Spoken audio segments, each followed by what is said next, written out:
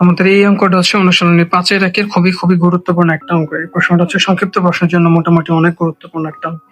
তাহলে এখানে কি বলা আছে? আমাদের এই প্রশ্নটাতে বলা আছে যে একটি লঞ্চে যাত্রীর সংখ্যা হচ্ছে 47 এবং এখানে মাথা পিছু কেবিনের ভাড়া হচ্ছে ডেকের ভাড়ার দ্বিগুণ। তাহলে ডেকের ভাড়া বলছে যে মাথা পিছু হচ্ছে 30 টাকা, মানে প্রত্যেকের জন্য হচ্ছে 30 টাকা, এবং মোট ভাড়া আমরা ওই লঞ্চ থেকে উঠাইছি হচ্ছে 1680 টাকা, এবং বলে দিচ্ছে যে কেবিনের যাত্রীর সংখ্যা কত। তাহলে এটা আমাদেরকে সমাধান করার জন্য বলছে।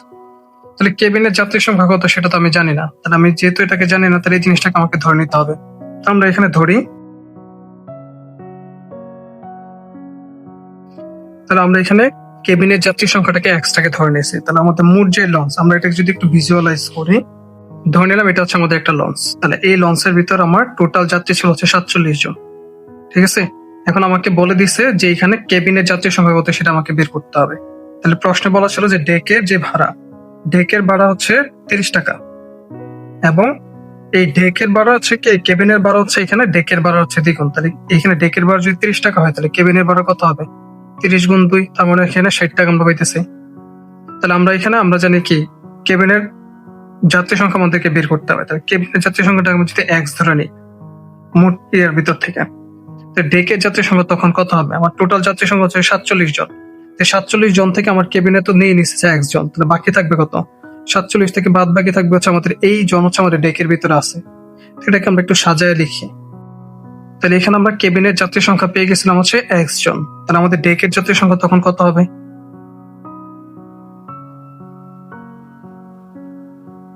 মোট লঞ্চের যাত্রী ছিল হচ্ছে 47 জন।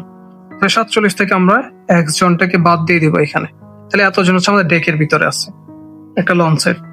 তাহলে এখন ডেকের ভিতর যদি এতজন থাকে, তাহলে আমাদের প্রশ্নে বলা ছিল কি, যে ডেকের মাথা পিছু ভাড়া হচ্ছে 30 টাকা।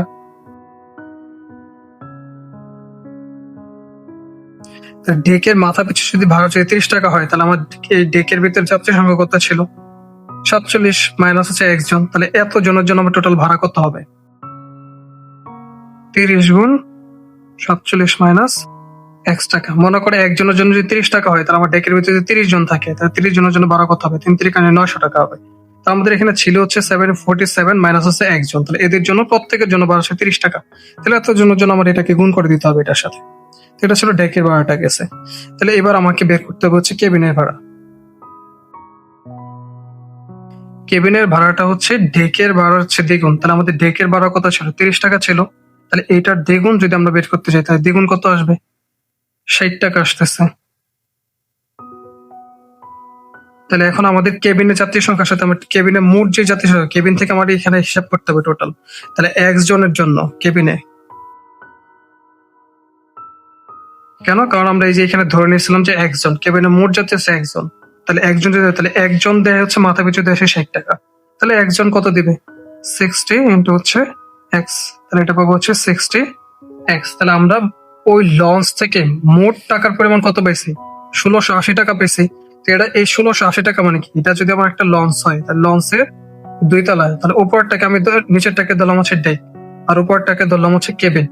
তাহলে আমরা ডেক থেকে পাইছি একটা মান, ডেকের ভাড়া আর এই কেবিনের ভাড়া, এই দুইটা ভাড়া একসাথে যোগ করে আমার টোটাল ভাড়া আসছে 1680 টাকা। তাহলে আমরা ডেকের ভাড়া কেবিনের ভাড়াটাকে এখন এখানে যোগ করবো। তাহলে প্রশ্ন মতো আমরা এখানে লিখতে পারি যে আমাদের ডেকের ভাড়া কত ছিল? এত টাকা। তাহলে এইটার সাথে আমি কি কেবিন থেকে পাইছি না এই টাকাটা? তাহলে কেবিনের টাকাটা এখানে যোগ করে দিতে হবে। কেবিনের পাইছেন 60x। এই দুইটা মিলে, কেবিনের টাকা আর ডেকের টাকা দুইটা মিলে আমরা মোট লঞ্চ থেকে পাইছি হচ্ছে 1680। তাহলে এখান থেকে আমরা লিখতে পারি